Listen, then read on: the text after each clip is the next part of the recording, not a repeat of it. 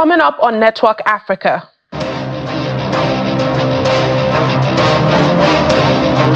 Displaced residents recount their experience after surviving huge floods in Borno State, Nigeria. Senegal's President Bassirou Diomaye Faye dissolves opposition-led parliament, paving the way for snap elections. Plus, South Africa's anti-apartheid veteran Pravin Gordhan dies at the age of 75.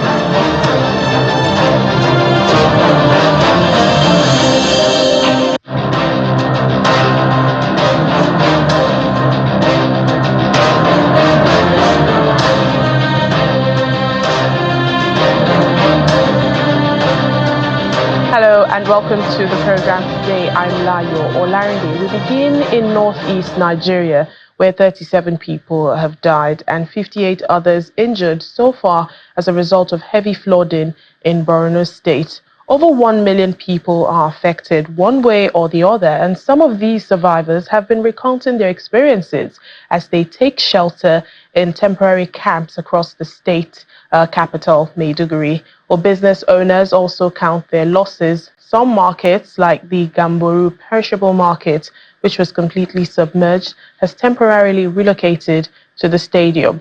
Borno State is just one out of the over 20 states in northern Nigeria battling with floods. The Maiduguri flood situation started last week Thursday when houses along the riverine areas experienced excess water flow into their homes. By Monday this week, most areas along the waterways and flood-prone areas were already flooded. By Tuesday morning, houses, markets, shops and public infrastructure were already submerged. Hundreds of thousands of residents escaped the flood with little or no belongings. While some slept on the streets, others relocated to relatives living in safer locations. The state government directed all affected victims to take shelter in camps and schools while the floods receded. Some of the survivors who made it to the camps recount their experience. We were home when they called to inform us that flood has submerged Budum. I have relatives there.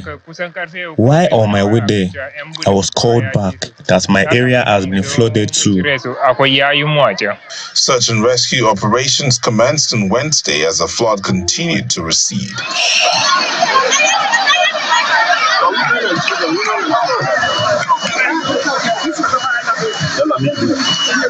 By Thursday, September the 12th, the waters had receded in most locations, while some parts of the cities were still combating the floods. As regards economic activities, some shop owners recount their experience after the floods.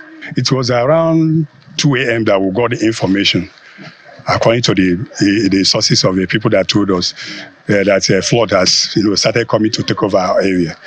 At least more than 500 shops are affected. And you know that some shops are there with 2 people, 3 people inside the same shop.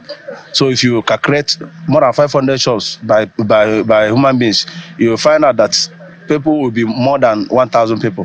I make more profit. This is because those that were trapped by the flood, when they are rescued, we pay us higher fares to take them to safer places. To provide for their families, survivors continue with their trade in the camps.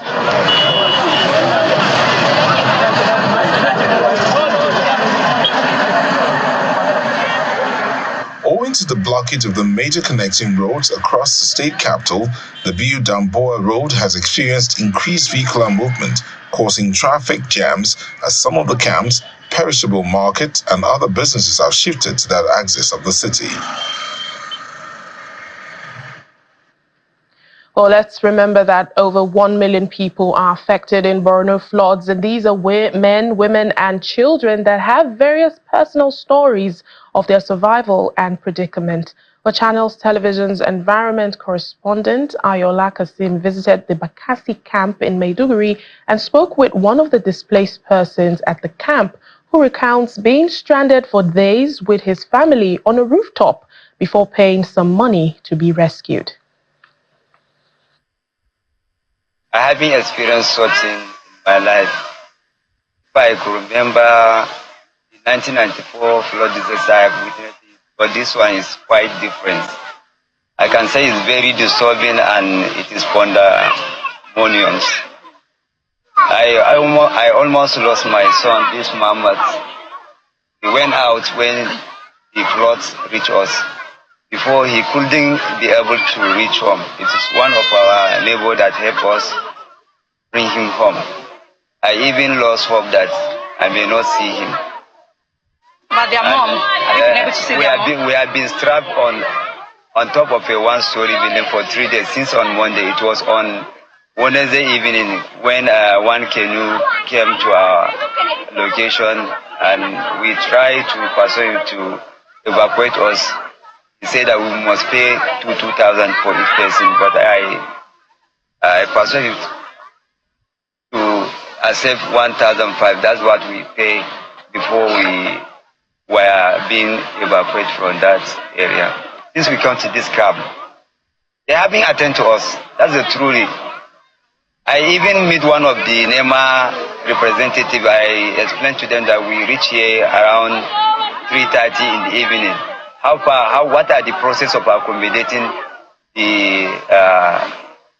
those people that come for the flood disaster?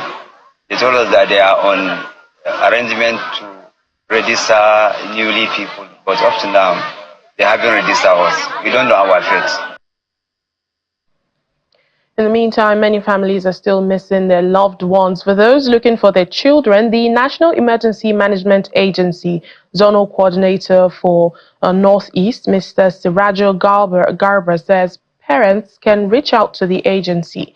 Mr. Garba is in charge of Borno and Yobe states, and he says some displaced children who are yet to locate their parents are camped in a safe place and being taken care of by officials of the Red Cross. Looking at the thousands of people that are affected in a situation like this, you can't do enough because of the number of people affected. However, as I said, the structures have been set up. As you can see, there are several partners. The camp coordination, camp management structures have been set up. The state government is also doing its best. They started the wet feeding the very day they established this camp. And we are all providing the necessary things we have. You can see the mobile clinic. For us, we started by providing emergency assistance to those that are distressed. And we've been also providing water. We have the family tracing that is ongoing. This building you're seeing is where we have the Office of the Coordination and Information Center. If you can go in with me or just have some few minutes, you would find some children and women that have been separated. The Red Cross, Save the Children, have been doing their best. A lot of those separated from their parents have been connected. We still have a lot. We also have gear. So in all the coordination offices within the camps, we have information is being disseminated, and those missing or separated are kept in a safe space until they are reconnected with their loved ones.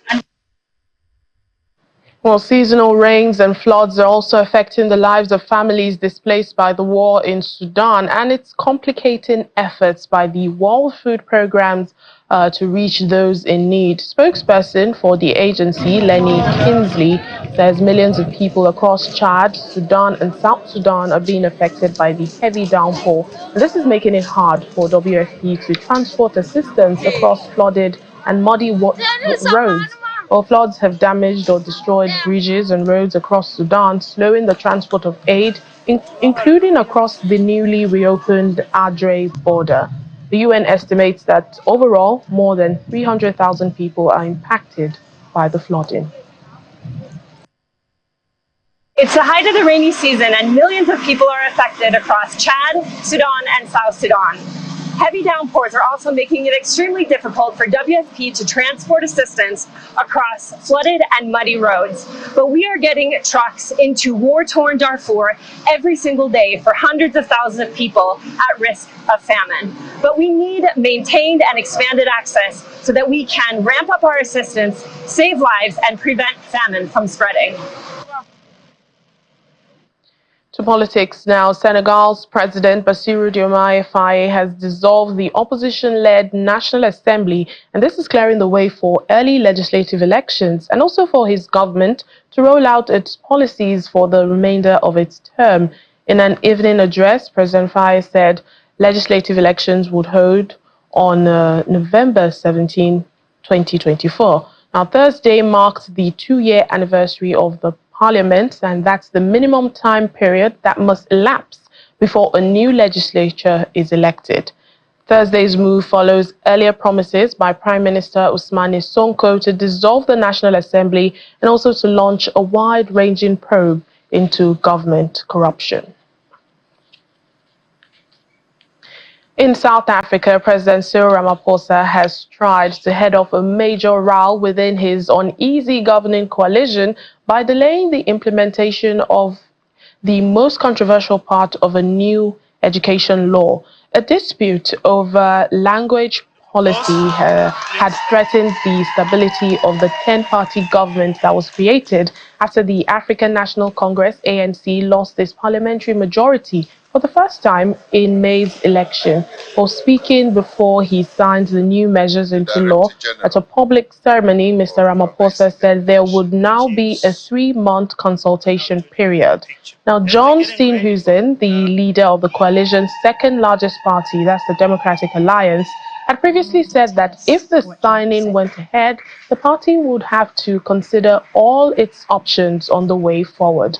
Prior to the election, the ANC and the DA, then on opposite sides of the political divide, had been at loggerheads over the Basic Education Laws Amendment Bill. That's the Bella Bill. The president says he now wants the parties in government to find ways to resolve it. The president found his...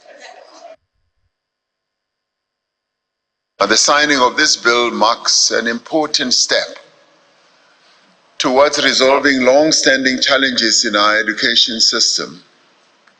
It was President Nelson Mandela who said that it is not beyond our power to create a world in which all children have access to a good education. We have also seen great disparities in norms and standards, in governance and in access to resources that should enable our education to operate at the optimum level. The Basic Education Laws Amendment Bill seeks to address these and many other challenges. The bill is part of the state's ongoing effort to build an education system that is more effective and more equitable. Implementation on signing should start immediately. However, I have said as president, I am willing to allow those who do believe that a solution will be found to the 2 clauses that they believe they have solutions for, to give them the opportunity. So I've decided to delay the implementation for clauses 4 and 5 of the bill by a period of 3 months. The rest of the act is implemented immediately. Welcome back to the program. South Africa's former finance minister and African National Congress stalwart Pravin Gordhan has passed away at the age of 75. According to a statement by his family, Mr. Gordhan was admitted to a Johannesburg hospital on Tuesday, and he passed away peacefully on Friday following a short, courageous battle with cancer. Mr. Pravin Gordhan was a former finance minister and an anti-apartheid veteran who has been in South African politics since 1994, when the country was transitioning to democracy. He occupied strategic positions in the South African government until he announced his retirement from politics in May. A member of the National Executive Committee of the African National Congress describes Mr. Gordhan as a dedicated public servant. Very shocked, and on behalf of the ANC, sincere condolences to Comrade Pravin Gordhan's family, his friends, comrades, loved ones, and everybody that has worked with him. Comrade PG indeed is a veteran and a South African patriot. He has been involved in the struggle against apartheid from early days as a young person, but he's also been involved in all different components of the pre-1994 struggle, in the armed struggle. He was involved in the ANC underground. He was involved in the mass democratic movement. And then, of course, the role that he played as a dedicated public servant for 10 years as the Commissioner of the South African Revenue Services, and then, of course, as Minister in different capacities. So his example of service, of dedication, of integrity.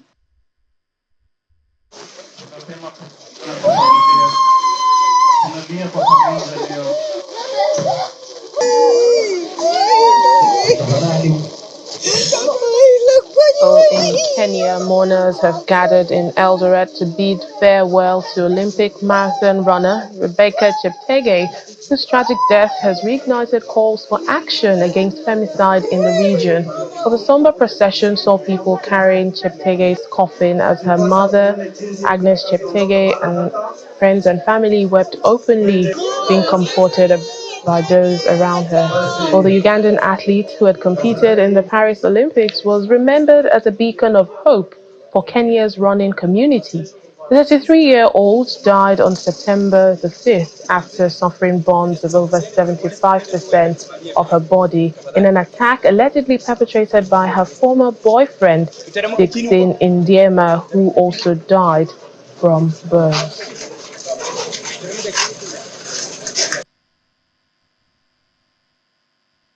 We are here to mourn with the family of Rebecca. We are here to mourn with families of every athlete who has been a victim of femicide, knowingly or unknowingly. But we are also here to call on the government and to ask that we deserve better, to ask that women need to be treated better. Kenya provides a good environment for training, for especially marathons and big races that people participate in, calibers and levels like the Olympics. That given, Rebecca used that opportunity. And I don't think Rebecca did anything wrong, because I understand that before Rebecca came to Kenya to train, there are things you have to have approved. There is payments you have to make for you to be able to access that service, right? Rebecca deserved to be protected. T-Rope deserved to be protected. I really feel bad. Yeah. The only thing I can tell men is we need each other. Let's be mindful about our lives. Ending someone's life is not solution at all. Yes. Think about people who have been seeing her coming all the way from ground to up.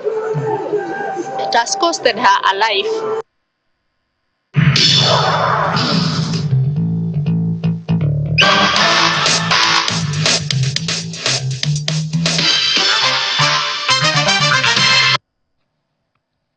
Welcome to our Africa Tech segment. As artificial intelligence continues to evolve, it's crucial that its adoption and development are guided by principles that prioritize public safety and inclusivity. Now, that was part of the focus of the Global Inclusivity and AI Africa Conference to ensure AI's development and use are safe, fair, and beneficial for all. Co-hosted by Nigeria's Ministry of Communications, Innovation and Digital Economy and the U.S. Department of State, the event sought to harmonize AI strategies and explore new opportunities for the continent.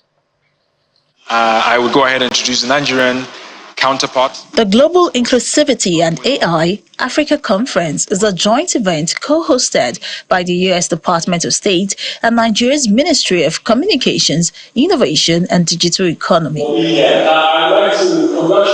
With artificial intelligence at the forefront of discussions, the mission of this conference is to explore the future of AI in Africa and how the U.S. and African nations can work together to create a more inclusive digital world. The Minister of Communications, Innovation and Digital Economy, Dr. Bosun Tijani, while emphasizing the importance of inclusivity in artificial intelligence, announces the launch of an AI fund for startups created in partnership with Google. For us to truly harness artificial intelligence for our collective benefit, we must be deliberate and collaborative in our approach.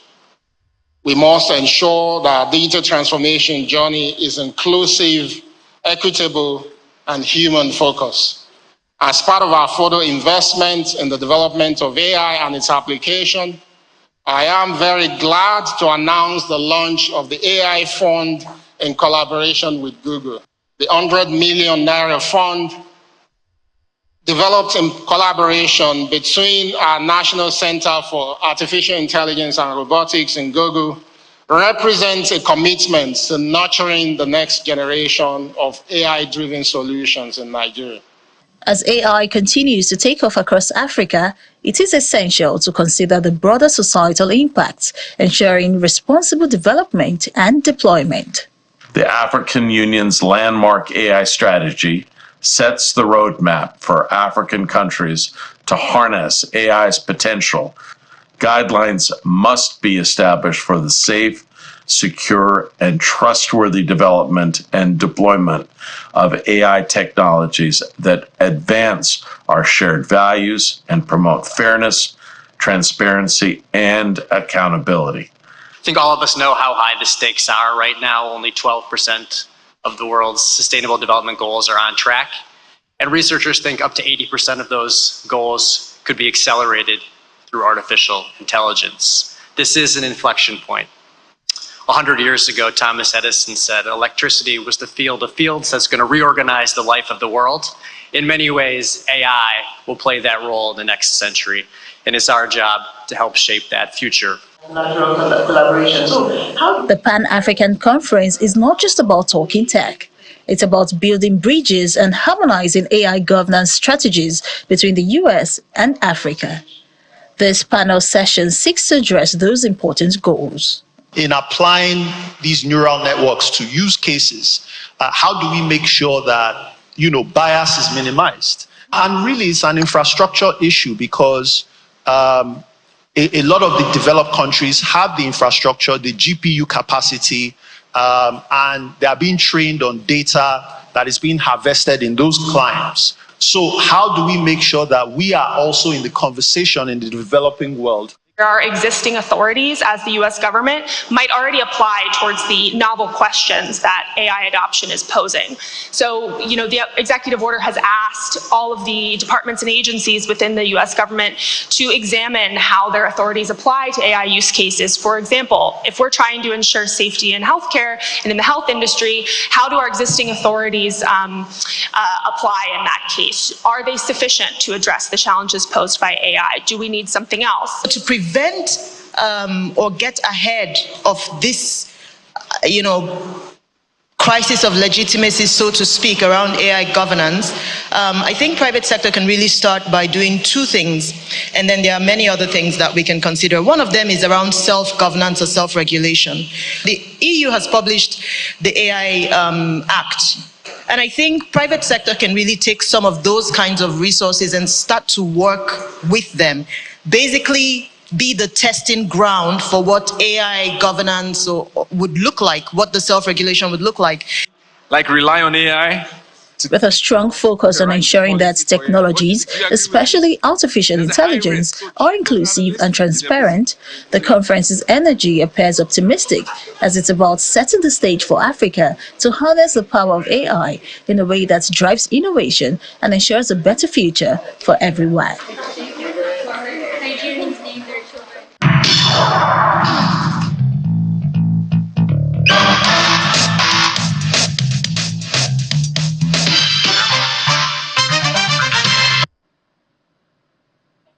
And that's it on the program today. Thank you so much for watching. I'm Layo Olarinde. Have a lovely weekend.